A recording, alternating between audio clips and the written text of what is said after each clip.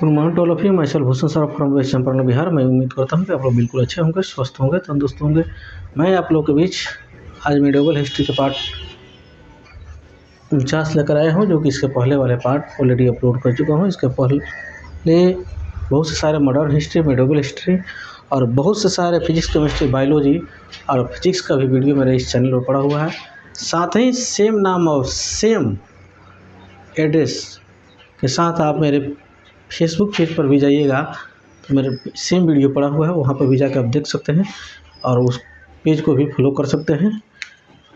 क्योंकि इस चैनल पर भारत के हर एक प्रतियोगी परीक्षाओं के साथ में हर एक बोर्ड के परीक्षा के दृष्टिकोण से मोस्ट इम्पोर्टेंट टॉपिक का डिस्कशन चलता है।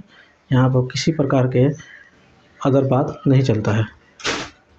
आज का जो सीरीज में जो वीडियो मैंने लेकर आया हूँ बहुत इम्पोर्टेंट है।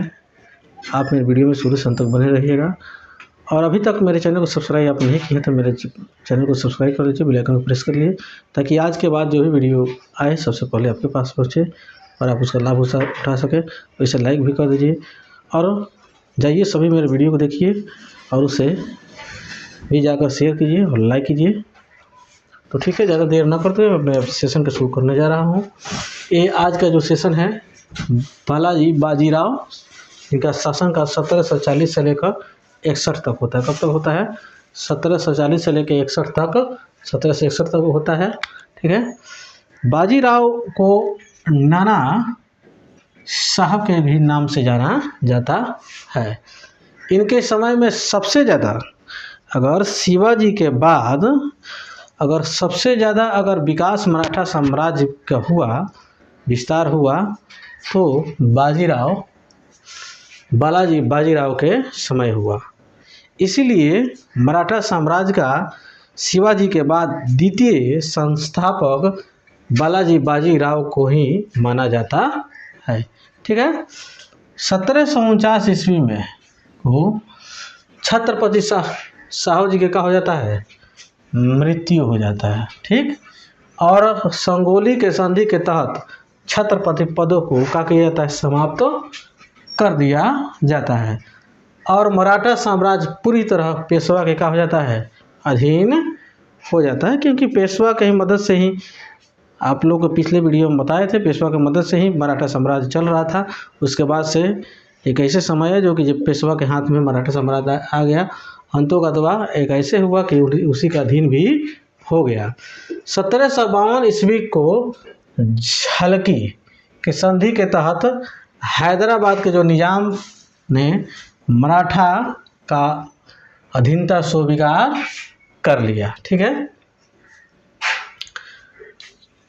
14 जनवरी 1761 ईस्वी को मुगल बादशाह शाह आलम द्वितीय के अफगान सेनापति, जिनका नाम था अहमद शाह अब्दाली, ने मराठों के साथ पानीपत का तृतीय युद्ध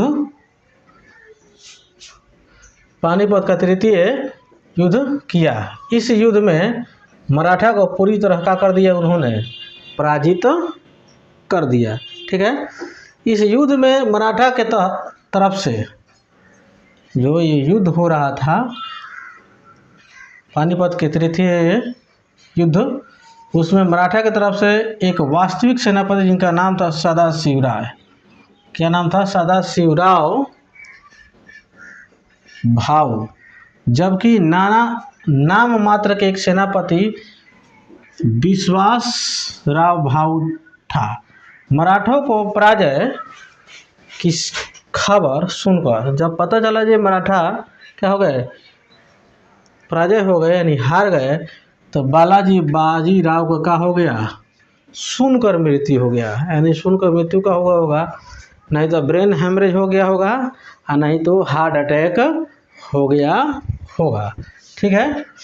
इतिहासकार सिडनी एक इतिहासकार है, इनका नाम है सिडनी ओवेन, ने कहा कि पानीपत के तृतीय युद्ध यह साबित न कर सका कि इसके बाद से किसका शासनकाल चलेगा, लेकिन यह जरूर साबित कर दिया कि इसके बाद से किसका शासनकाल नहीं चलेगा। ठीक है,